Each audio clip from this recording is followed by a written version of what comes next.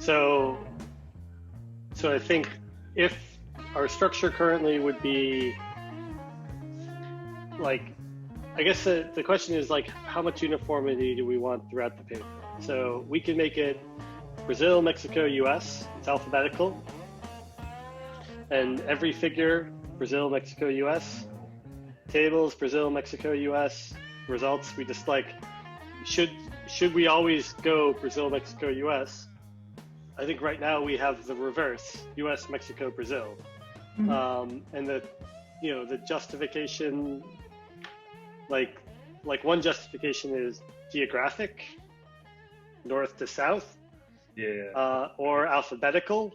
Like those both seem reasonable. And then the better justification to me seems like theoretical. Like how does our story flow best if we think about our cases? Like what's the first case we want to talk about, both either in the empirics and in the regression models and in the case studies? And I think like that should mirror that. And so I think we had last time we talked, or before that, we had talked about how we wanted to present our strong hand first, right? And so like thinking about Brazil and Mexico as cases where we have all of these processes unfolding and we're able to kind of show them quite clearly. But at the same time, I think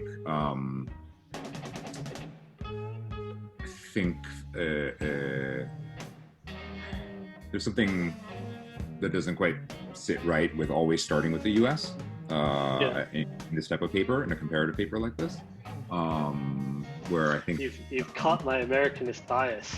I have. I always knew you had, Paul.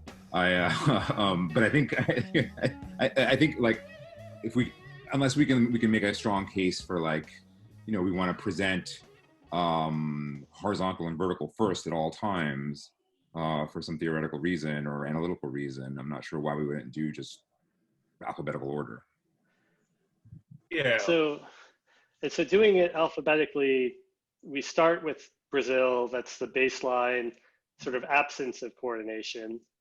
Then we move to Mexico, in which we see horizontal and partisan coordination. And then we end with the US, where coordination is a mixture of presidential and partisan, how would we, is that right? I mean, and I don't think it has to be that order throughout the whole paper. I mean, I think so the figure that I added over the last week, whether it stays or not, we'll figure that one out, but that's got Brazil, Mexico, US. That's the order there. So it's really just let's do that. That's our, Mexico is always in the middle, Brazil on top, US on the bottom. I think that works for me. And what you can, if you feel uncomfortable with it, the text that you wrote up around the regression results, you can flip the order so that it's Brazil, Mexico, US if you want to, and then we can just leave the cases as they are, and maybe add a sentence about this is why we're proceeding in that order. I think that's okay. I think people can handle that. Yeah. So basically the North and Northeast have more stringent policies.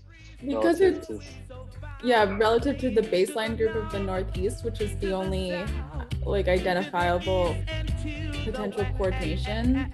It might just be that the Northeast is, like if you had a different baseline group, then the Northeast would be the only one that's separate from this. Try it. Can't we, why do we even choose the Northeast for Brazil as the reference group? Other than the fact that the Northeast was the reference group for the US. Would be a good reason. Anyone remember why? Why can't we just run this fairly easily using a different reference group to test that hypothesis, Ava, for Brazil? Yeah. I would stick with convergence. Yeah? Okay. Yeah, but maybe convergent stringency or convergent levels of stringency. Convergent stringency, okay. That's a little awkward, isn't it? It's okay. Well, there's a lot of, what would be better than that? Convergent levels of stringency? Policy stringency? I mean, policies applied. Convergent policy stringency. Okay.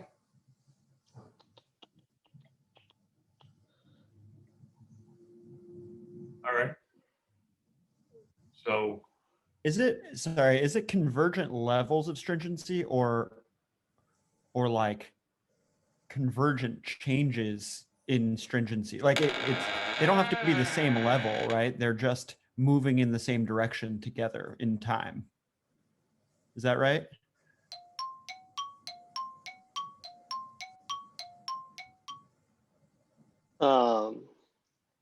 I mean, so I think the challenge is the sort of mismatch between our theories and our sort of empirical model. And what our empirical model can tell us can't test what we really care about with theory, which is sort of like this coordination and coherent, right? Like, and so I do feel like that there is a sort of version of table one where it's not sort of like predicted effect on policy outcomes or predicted, it's like, you know, predicted effect on stringency, where you have the kind of empirical quantitative indicators that you can just sort of give the, you know, positive, negative, or something like that. And then you sort of skirt having to talk about convergence in the table, just because I like, there's nothing about the model per se that tells you about convergence. And it's just, well, we haven't really gotten clarity on what we would mean by convergence. And one reason to use it is that, and that this may not be enough of a reason. I mean, my sense is that's what the literature uses it. A lot of the literature talks about policy convergence and divergence, and the diffusion stuff is cast in that language. I mean, we could take it out, then someone will want to take out that language in the text or some language about convergence. Paul, restate what you just said about the mismatch and what you think the quantitative models are actually predicting or explaining. So I think the models, the kind of like figure 2 regression results tell you differences in the sort of level of response, right? Like, did you take a more stringent or less stringent response? And our predictors in that case of like a type of causation, like we have lots of things that we think might make you more likely to take a more stringent response.